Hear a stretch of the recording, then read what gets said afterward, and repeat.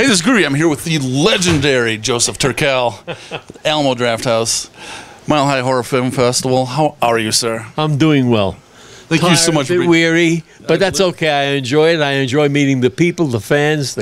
I mean, it's just a delight. Everyone loves you, sir. Isn't that nice of you to say that? It's true. They're right.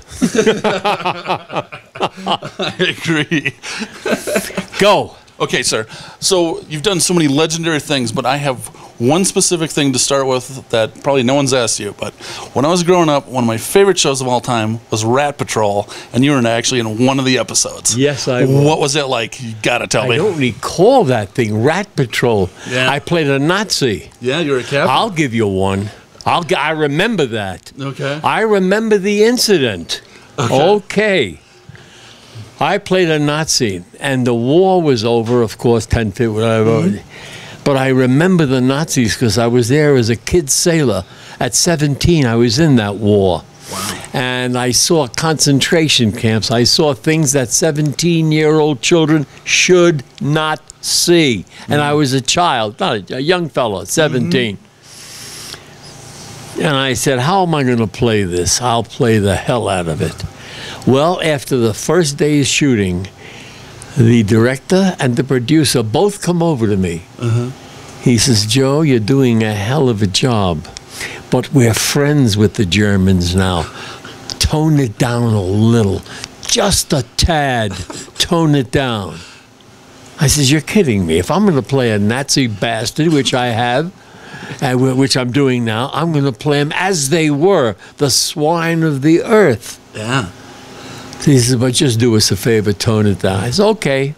Needless to say, I did not tone it down. They walked away, and I continued playing this Nazi. I don't know what I was a colonel or I don't know what I was, but I was an officer, and I played the Nazi for what they were. Heartless, murderous swine. I'll tell you something about the war nobody knows. Do you mind? Oh, no, please, please. Nobody knows this. What would have happened if the Germans, Japanese had won?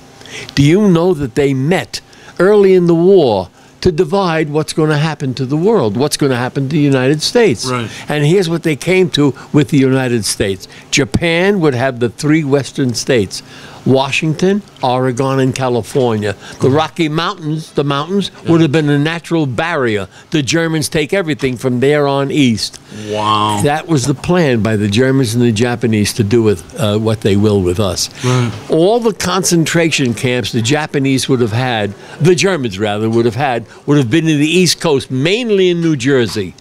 Oh, wow. In New Jersey was going to be their concentration capital of America. Wow. How do you like that? Imagine if that, it would have been horrific if that actually happened. Oh my God. And they would have killed everybody inside. Jews, the blacks, they would have killed gypsies, they would have killed Catholics, anything and anybody they want.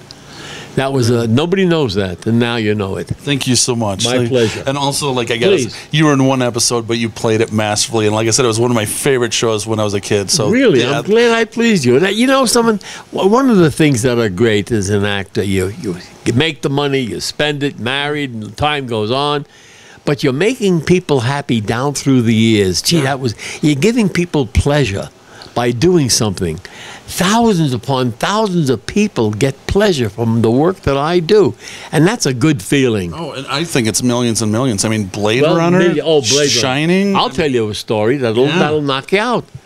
That one of the head guys at Warner Brothers, he says, Joe, do you know that we play every day in the world, in the theater, Paths of Glory?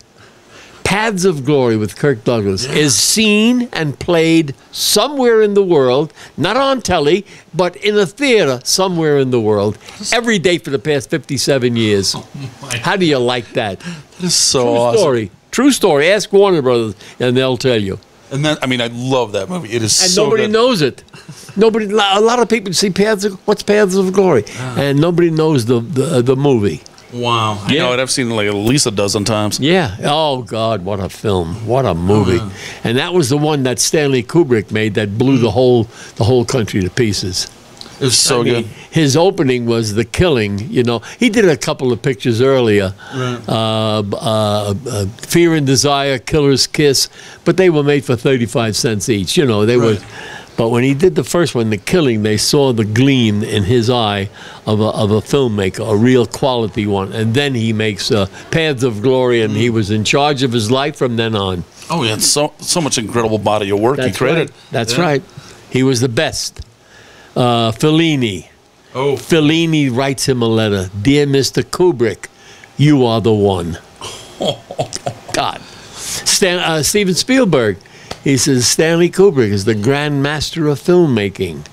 Thank you for changing the world. I mean. Oh, wow. And the great, you know about 2001. I love that film. I love it. What was the greatest transition shot in the history of movies? In the entire history of movies. I'll tell you. Yeah, tell me. When the ape, at the beginning of time, is beating the other ape to death. And he's beating and killing the other ape. And at the end, he gives a roar and throws the bone up in the air. The bone goes up into the air and comes down a spaceship. Now, how's that for a transition shot? That's amazing. From the beginning of time to the present time. And it fit. It just fit. And people were stunned by his just making and thinking that shot. And I found out later that it was done in an alley. He took a piece of branch, and he went in the alley when he had some time, and he threw the branch up in the air. Was doing it with a finder. He kept doing it to see if it would work, and it worked. That's so awesome. Stanley Kubrick, the greatest, and I miss him. I think of him all the time. I cry, and he was a great creative man. What was it like working with him on The Shining? Like any other picture. Like, right? Let's take it again. Let's do it again. Let's take it again. And each time he said, let's do it again, let's take it again, he moved the camera slightly or got a different lens in there, always looking for the shot that would be the greatest shot. And there's no such thing. Right. There is no such thing as the best angle. There is always something better. Nobody can find it. No director can find it. Nobody can do it. But in his takes, he's always changing something. Maybe it'll match, maybe this, maybe that. And sometimes maybe the performance. He said, try a little higher, a little lower, do this, do that, And so that was his technique. He would look for what never was and never will be, the perfect shot. This is so awesome, man. Thank you so much. Are you finished? Yeah, you. No, I want actually to talk for another hour and a half. I'm not through. I got 2 hours to go here. Let me tell you about the first time I met a lady and we had sex together. Do you want to know about that? Yes. No.